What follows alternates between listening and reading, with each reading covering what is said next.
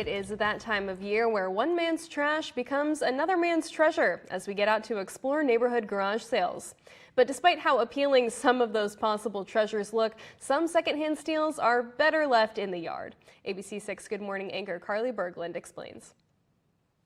Spring is in the air, and that means pennies on the dollar at your nearest neighborhood garage sale. But bargain hunters beware. There are a few items at yard sales you should never buy.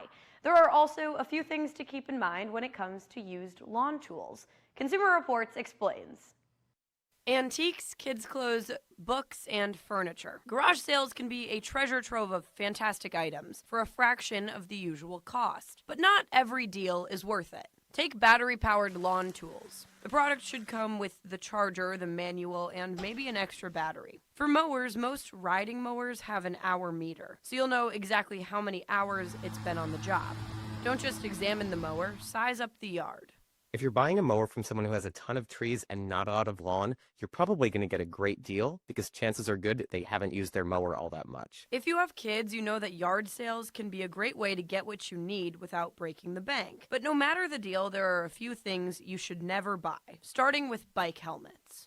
You should never reuse a helmet that's been in a crash because that could impact the performance of the helmet in case of another crash. Even if there's no sign of damage, you still don't know its history. It's not worth it.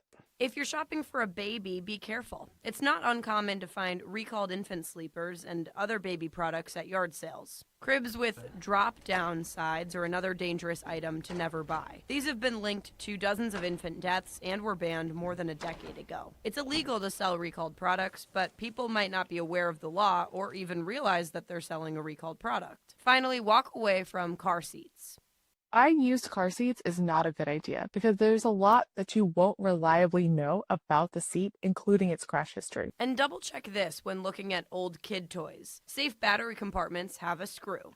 If you're still considering a used car seat that has no broken or missing parts and you know it hasn't been in a crash, you'll want to check the seat's expiration date on the label and in the owner's manual, as well as search for any open recalls on the model. If you need a crib or a car seat, check with nonprofits in your area. Many sell them at a discounted price. In the studio, Carly Berglund, ABC 6 News.